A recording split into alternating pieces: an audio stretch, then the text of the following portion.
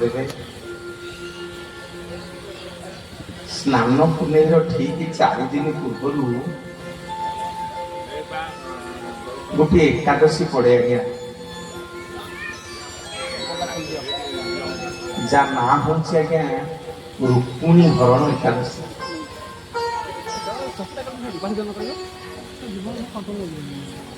जा ना हूँ रुक्मिणी हरण एकादशी। जगन्नाथ महाप्रभु ये दिन कौन करती रुक्मिणी मां को हरण करके नहीं जाते।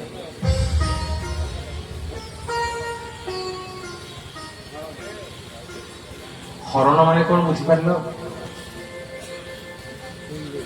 अर्थात तो उठे की नहीं जाते खांची ओडिया कहीं ये लीलाटी हूँ द्वापर जुगर विदर्भ देशर राजकन्या होती रुक्मिणी मां जी कि लक्ष्मी स्वरूपा बापा शिशुपाल संगे श्रीकृष्ण जो रुक्मिणी को बाहागर ठीक कर देते मां आज्ञा प्रथम प्रेम पत्र श्रीकृष्ण भगवान को लिखिते विश्वर जो प्रभु मु तो आपण को मन दे बसी मुझे शिशुपाल को केमी बाहाबी भगवान श्रीकृष्ण आज्ञा रुक्मिणी की कहते रुक्मिणी तुम गोटे काम कर तमे देवी अंबिका को मंदिर को आस मां को दर्शन करने मुझे जाऊँगी तुमको रथरे नहीं पड़े आस मोर माँ माने बापा माने आम जगन्नाथ महाप्रभु मंदिर रे ठीक से हुए।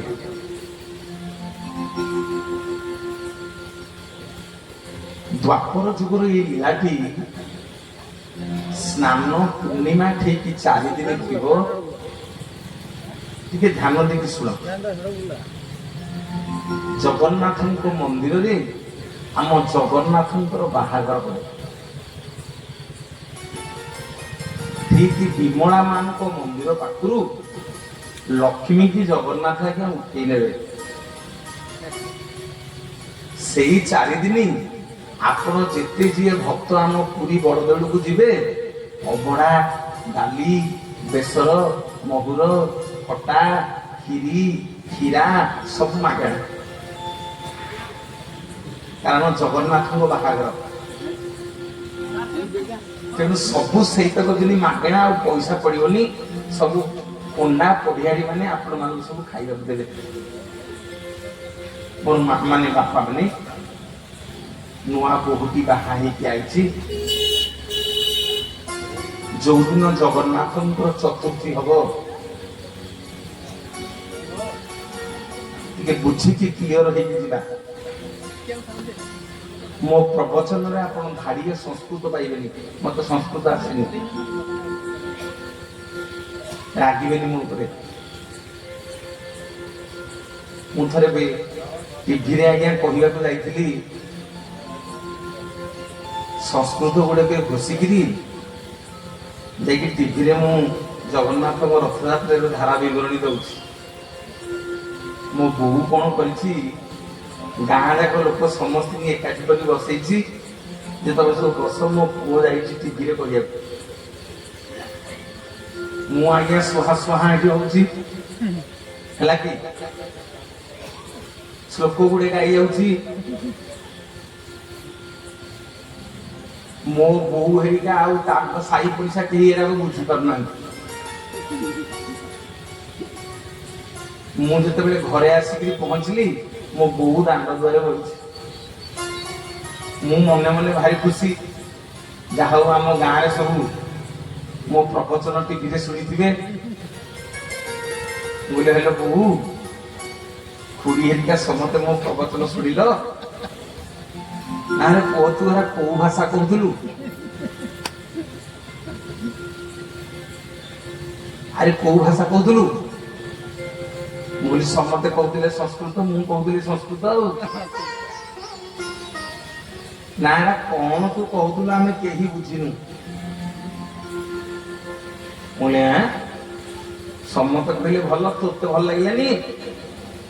ନା ନା ପଚାରୁନୁ ଆମ ସାହି ପଡିଶା, କେହି ତୋ କଥା ବୁଝିପାଇଲେନି। ବୋଉ ତାହେଲେ କଣ କରିବା? ନା ଆଜିଠୁ ପ୍ରତିଜ୍ଞା କରେ, ଆମ ଜଗନ୍ନାଥ ହଉଛନ୍ତି ଓଡ଼ିଆ ପ୍ରିୟ ଜଗନ୍ନାଥ। ଆମ ଜଗନ୍ନାଥ ଆଜ୍ଞା ପଖାଳ ଖିଆ ଜଗନ୍ନାଥ। ଆମ ଜଗନ୍ନାଥ ଓଡ଼ିଆଙ୍କୁ ବେଶୀ ଭଲ ପାଆନ୍ତି। ଯେତେବେଳେ ଜଗନ୍ନାଥଙ୍କ କଥା କହିବୁ, ଆଜି ଯେମିତି ତୋ ମା ବୁଝିପାରିଲେନି, ସେଇମିତି ହଜାର ହଜାର ମା ମଧ୍ୟ ବୁଝିପାରିବେନି। ସବୁ ମା ମାନଙ୍କୁ ଓଡ଼ିଆ ଭାଷାରେ ସରଳ କରିକିରି ଜଗନ୍ନାଥଙ୍କ କଥା ବୁଝେଇକି କହିବୁ, ବୋଲିଏ ଜଗତରନାଥ ଜଗନ୍ନାଥ ଭଗବାନ।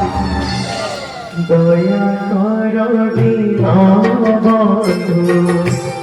সুবিধা দিন, দয়া কর দীনবন্ধু। ସ୍ନାନ ପୂର୍ଣ୍ଣିମାର ଠିକ 4 ଦିନ ପୂର୍ବରୁ ଜଗନ୍ନାଥ ମହାପ୍ରଭୁ ରୁକ୍ମିଣୀକି ଆଜ୍ଞା ବାହା ହନ୍ତି। ଯେମିତି ଆମ ଘରେ ପୁଅଟିଏ ଝିଅଟିଏ ବାହାଘର ହୁଏ, ବେଦୀ ହୁଏ, ସେମିତି ଜଗନ୍ନାଥଙ୍କର ବାହାଘର ହବ। କଣ ହବ ମୋ ମା? ଚତୁର୍ଥୀ ପର୍ଯ୍ୟନ୍ତ କଣ ହୁଏ ନା, ଯୋଉ ପୁଅଟି ବାଡୁଅ ପାଣି ଗାଧେଇଥିବ, ବାହା ହେଇଥିବ, ସେ ପୁଅଟି ଆଉ 4 ଦିନ ପର୍ଯ୍ୟନ୍ତ ଗାଧେଇବନି। ଆରେ ଗାଧଉଛ? ହଁ କି ନାଇଁ ସାରେ କହୁନ? ଏବେ ଗାଧଉଛନ୍ତି? ଏବେ କଥା ଛାଡିଦବା ଆମେ। ଆଉ ଯୋଉ ଝିଅଟି ବାହା ହେଇକି ଆଇଥିବ, ସିଏ ମଧ୍ୟ ବୁଢିଆ, ସିଏ ମଧ୍ୟ ଅଗାଧୁଆ ରହିବ। କୋଉ ଦିନ ଗାଧେଇବ ନା, ଯୋଉ ଦିନ ଚତୁର୍ଥୀ ହବ, ସେଇଦିନ ପୁଅ ଆଉ ବୋହୂର ଘରେ ଗୋଟେ ଆମର ହୋମ ହବ। ସେଇ ହୋମର ନାଁ ହଉଛି ଆଜ୍ଞା ଲଜ୍ଜା ହୋମ। ଗୋଟିଏ ହୋମ ହବ ଲଜ୍ଜା ହୋମ। ଆମ ଜଗନ୍ନାଥ ନଟ ନାଗର ରସିକିଆ ରୁକ୍ମିଣୀକି ଆଜ୍ଞା ବାହା ହେଇ ପଡିଲେ।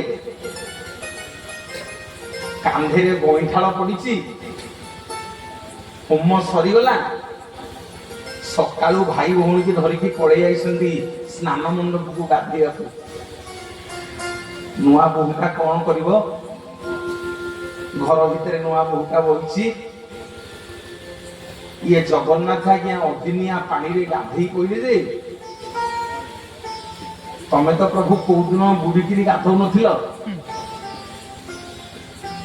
ଆମ ମନ୍ଦିରରେ ଗୋଟେ କୂଅ ଅଛି ମା, ମାନେ ତା ନାଁ ହଉଛି ସୁନା କୂଅ।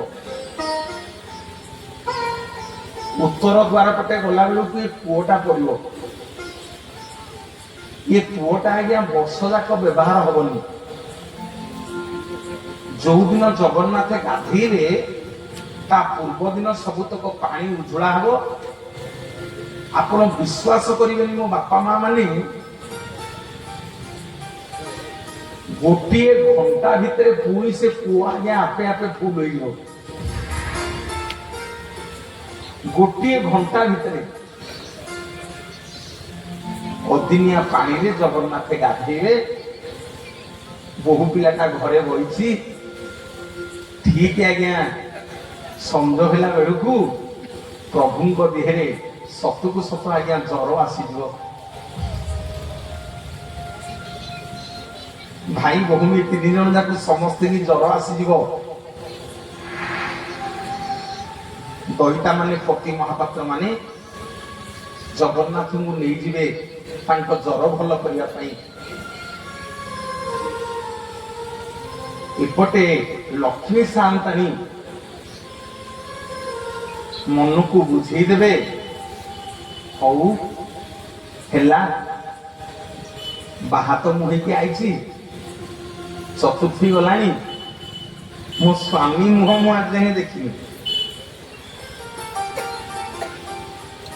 ଟିକେ ଧ୍ୟାନ ଦେଇକି ଶୁଣନ୍ତୁ ଆଜ୍ଞା। ମୋ ସ୍ୱାମୀ ମୁହଁ ଆଜି ଯାକେ ମୁଁ ଦେଖିନି। ଲକ୍ଷ୍ମୀଙ୍କ କାହାକୁ ଖବର ଯିବ ଯେ ମା ମନ ଦୁଃଖ କରନି, ଜଗନ୍ନାଥଙ୍କର ଜ୍ୱର ହେଇଛି, 15 ଦିନ ଲାଗିବ ଜଗନ୍ନାଥଙ୍କର ଜ୍ୱର ଭଲ ହବା,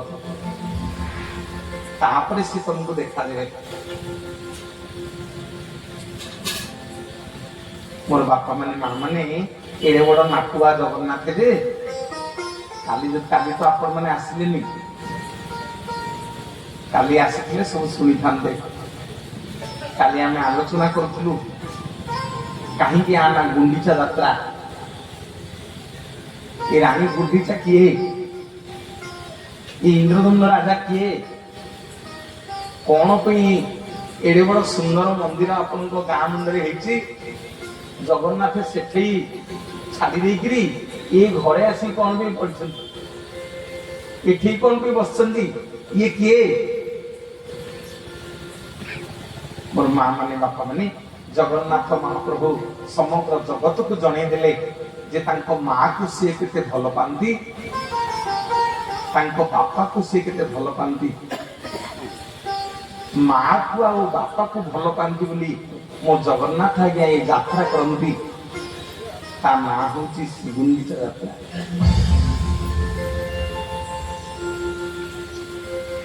ତାଙ୍କ ମାଙ୍କ ନାଁ କଳିଯୁଗରେ ଗୁଣ୍ଡିଚା, ଆଉ କଳିଯୁଗରେ ତାଙ୍କ ବାପାଙ୍କ ନାଁ ହଉଛନ୍ତି ଇନ୍ଦ୍ରଦମ୍ନ। ଗତକାଲି ଆମେ ଆଲୋଚନା କରିଛୁ ମୋର ମା ବାପା ମାନେ ରଥରେ ତ ଇଏ ପଳେଇ ଆଇଲେ ଯାହା ନାଟ ଲଗେଇକି, ମା ଆଜ୍ଞା ଆଉ ଧୈର୍ଯ୍ୟ ଧରି ପାଇଲେନି। ମା କହିଲେ ଆଉ ମୁଣ୍ଡରେ ଓଢ଼ଣା ଦେଇକି ବସିଲେ ହବ ନାହିଁ। ମନ୍ଦିର ଚାରିକର ଯାକ ଖୋଜିଲେ, ମନ୍ଦିର ଭିତରକୁ ଗଲେ, ଦେଖିଲେ ଆଲୋ ଇଏ ଗଲେ କୁଆଡେ, ବାହା ହେଇଛନ୍ତି ଚତୁର୍ଥୀ ଭୂମିକାକୁ କରିଦେଇକି ଗଲେ ଯେ ଗାଧେଇଲେ ଜ୍ୱର ହେଲା ଯେ ଇଏ କୁଆଡେ ଗଲେ। ମୋର ମା ମାନେ ବାପା ମାନେ ଯାଇକି ବିମଳା ମାଙ୍କ ପାଖରେ ପହଞ୍ଚିଲେ। ବିମଳା ହଉଛନ୍ତି ଆଜ୍ଞା ଜଗନ୍ନାଥଙ୍କର ଭାଉଜ। ସ୍ୱୟଂ ବଳଭଦ୍ର ହଉଛନ୍ତି ସ୍ୱୟଂ ଶିବ, ସ୍ୱୟଂ ଦେବଦେବ ମହାଦେବ ଶଙ୍କର୍ଷଣ। ଲକ୍ଷ୍ମୀ ସାନ୍ତାଣୀ ଯାଇକି ବିମଳା ମାଙ୍କ ପାଖରେ ପହଞ୍ଚିଲେ, କହିଲେ ହଲୋ ପା ଇଏ କୁଆଡେ ଗଲେ, ଜ୍ୱର ହଉଥିଲା, ଲଜ୍ଜା ହୋମ ସରିଲା, ଗୋଇଠାଳ ପଡିଛି, ଇଏ ଗଲେ କୁଆଡେ? ବିମଳା ଆଜ୍ଞା ଟିକେ ଚୁଗୁଲେଇ ଦେଲେ, ହେଲେ ଏ ଝିଅ ତୁ କଣ ଆଙ୍କ ଦି ଭାଇକି ଚିହ୍ନିଛୁ ନା କଣ ହେଇଛି ବାପା? ନା ତୁ କଣ ତୋ ସ୍ୱାମୀ କଥା ପଚାରୁଛୁ? ମୋ ସ୍ୱାମୀ ଖଣ୍ଡକ ତ ଆରକ। ନା କଣ ହେଇଛି? ନା ଦି ଭାଇ ଯାକ ଯାଇଛନ୍ତି ବୁଲିବାକୁ, ଦି ଭାଇ ଯାକ ଯାଇଛନ୍ତି ବୁଲିବାକୁ। ଲକ୍ଷ୍ମୀ ପଚାରିଲେ ଦି ଭାଇ ଯାକ ବୁଲିବାକୁ ଯାଇଛନ୍ତି, କାହାକୁ ନେଇକି ଯାଇଛନ୍ତି? ନା ସେଇ ଯୋଉ ଚେପେଟି ନା କି ଭଉଣୀ ତାଙ୍କର ଅଛି ତାକୁ ହିଁ ଧରିକି ବୁଲିବାକୁ ଯାଇଛନ୍ତି ଲୋ ଦି ଭାଇ ଯାକ। ମୋର ମା ମାନେ ବାପା ମାନେ ଯେତେ ଜଣ ଭାଇ ମାନେ ମୋର ବଇଛ ଜଗନ୍ନାଥଙ୍କ ପାଖରେ, ଦେଖି ଟିକେ ହାତ ଦେଖିଲ, ରହ ମୁଁ ଟିକେ ପଚାରିଲେ ହାତ ଦେଖିବ ନା, ସମସ୍ତେ ଟିକେ ହାତ ଦେଖିଲ। ଦେଖିବା ତମ ବୁଲିଗଲା ବେଳେ କେତେ ଜଣ ତମ ଭଉଣୀ କି ସାଙ୍ଗରେ ନେଇକି ଯାଉଛ? ସେମିତି ଆଉ କଣ, ଭଉଣୀ ମାନେ ତ ଅଲଗା ଅଲଗା ହେଇଗଲେ କେହି ନେବେନି। ବୁଲିଗଲା ବେଳେ ତମ ଭଉଣୀ କି କେତେ ଜଣ ସାଙ୍ଗରେ ନେଇକି ଯାଉଛ? ଆଉ ବୁଲିଗଲା ବେଳେ ତମ ସ୍ତ୍ରୀ କି କେତେ ଜଣ ହାତ ନେଇକି ଯାଉଛ, ସାଙ୍ଗରେ ନେଇକି ଯାଉଛ କହିଲ? ସମସ୍ତେ। ଭୁଲ ବୁଝିବନି ମତେ। ମୋ ବାପା ମାନେ ମା ମାନେ ବିଶ୍ୱ ବ୍ରହ୍ମାଣ୍ଡର ମାଲିକ ସମଗ୍ର ଜଗତକୁ କଣ ଜଣେଇଲେ? ଏ ରଥଯାତ୍ରା ସେ କଣ ପାଇଁ କରୁଛନ୍ତି? କଣ ପାଇଁ ସବୁ ଆମେ ଏତେ ମାତ୍ରାରେ ଏଠି ଏକାଠି ହେଇଛେ? ସେ ଦୁନିଆକୁ ଜଣାଉଛନ୍ତି, ଦେଖେ ଯେତେବେଳେ ଜଗନ୍ନାଥଙ୍କର ନେତ୍ର ଉତ୍ସବ ହେଲା, ଜଗନ୍ନାଥଙ୍କୁ ଦଇତାପତି ମାନେ ପଚାରିଲେ, କହିଲେ ପ୍ରଭୁ କୁଆଡେ ଯିବେ? ରତ୍ନ ସିଂହାସନକୁ ଚାଲନ୍ତୁ। ନା ନାଇଁ ନାଇଁ। ନା ତାହେଲେ ପ୍ରଭୁ ନୂଆ ବୋହୂଟା ଘରେ ବସିଛନ୍ତି, ରୁକ୍ମିଣୀ ଲକ୍ଷ୍ମୀ ସାନ୍ଦାଣୀକି ଆପଣ ବାହା ହେଇଛନ୍ତି, ମାଙ୍କ ପାଖକୁ ଚାଲନ୍ତୁ। ନା ନାଇଁ ନାଇଁ, ମୁଁ ମୋ ସ୍ତ୍ରୀ ପାଖକୁ ଯିବିନି। ନା ଆଉ କୁଆଡେ ଯିବେ? ନା ମୋ ଆଖି ଖୋଲିଛି ମାନେ ମୁଁ ସର୍ବପ୍ରଥମେ ମୋ ମା ପାଖକୁ ଯିବି। ନା ପ୍ରଭୁ କାହିଁକି? ନା ରେ ମଣିଷ, ତୁ ଯେମିତି ଜନ୍ମ ହଉ ହଉ ଆଖି ଖୋଲୁ ଖୋଲୁ ତୋ ମା କୁ ଦେଖୁଛୁ, ସେଇମିତି ମୋର ଆଜି ଆଖି ଖୋଲିଛି। ମୁଁ ରତ୍ନ ସିଂହାସନକୁ ଯିବିନି, ମୁଁ ମୋ ସ୍ତ୍ରୀ ପାଖକୁ ଯିବିନି, ମୁଁ ଯିବି ମୋ ମା ଗୁଣ୍ଡିଚାକୁ ଦର୍ଶନ କରିବାକୁ। ବୋଲିଏ ଜଗତର ନାଥ ଜଗନ୍ନାଥ ଭଗବାନ। অনাদি অনন্ত হরি বীর সাগর বিহারি অনাদি অনন্ত হরি বীর সাগর বিহারি লক্ষ্মী দেবী মানবী প্রভু পতি পাবনা দয়া কর দিন সুখে দিন দয়া কর দিন মর তুমারে করুছি নিবেদনা। ଦେଖିବୁ କାଳି, ଦେଖିବୁ এটা পুরী। হ্যাঁ, এটা হচ্ছে পুরী জেলা। ভাই মানে খালি মোর ଟିକେ বলছিলে আহিদি মন মারিকি ଦେଖିବୁ। দয়া কর দিন আজ দিন দয়া কর দিন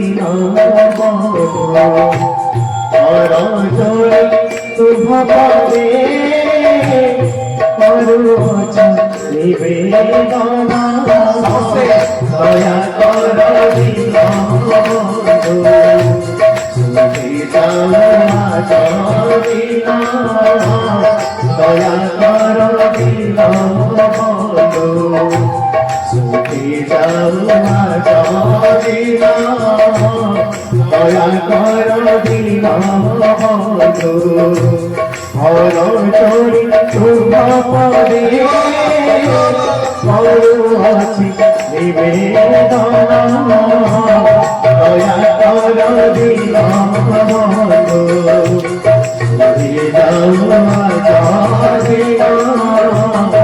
দয়া কর